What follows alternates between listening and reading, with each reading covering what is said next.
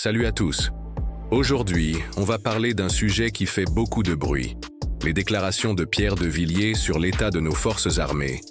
Et croyez-moi, c'est loin d'être une simple polémique. Imaginez un peu la scène. Septembre 2025, lors d'une conférence devant des entrepreneurs. L'ancien chef d'état-major des armées françaises lâche une bombe. La France est désarmée et la guerre arrive. Pas vraiment le genre de phrase qui vous met de bonne humeur, n'est-ce pas? Mais attention, ce n'est pas du catastrophisme gratuit. De Villiers s'appuie sur des faits concrets. Nos moyens militaires, en déclin. Les effectifs diminuent, le matériel vieillit et l'entretien prend du retard. Pendant ce temps, nos voisins comme la Pologne renforcent massivement leurs capacités militaires. Le plus inquiétant, le fameux fossé d'absence de vérité dont ils parlent.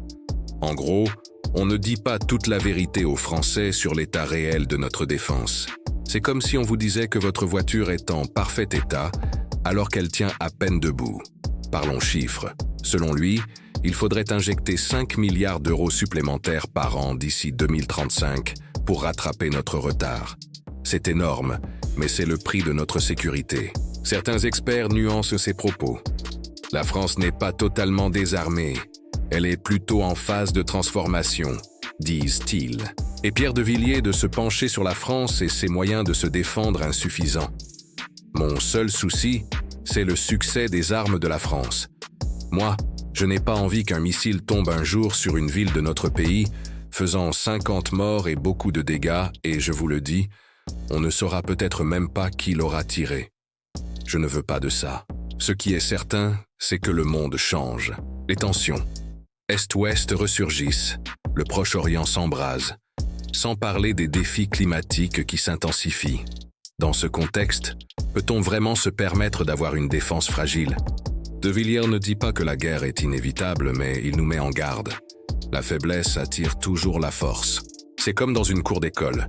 Si vous montrez que vous ne pouvez pas vous défendre, vous devenez une cible facile. Ces solutions. Renforcer nos capacités militaires, bien sûr, mais aussi développer une meilleure coopération européenne.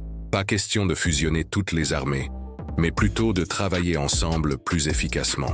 La vraie question maintenant, c'est qu'allons-nous faire de ces avertissements? La balle est dans notre camp, ou plutôt dans celui de nos dirigeants. Et vous, qu'en pensez-vous?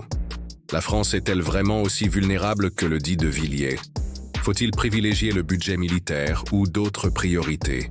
Je veux vraiment connaître votre avis dans les commentaires. Si vous avez trouvé cette analyse intéressante, n'oubliez pas de liker la vidéo, de laisser votre commentaire et de vous abonner à la chaîne pour plus de contenu comme celui-ci. On se retrouve très vite pour un nouveau sujet d'actualité. Prenez soin de vous.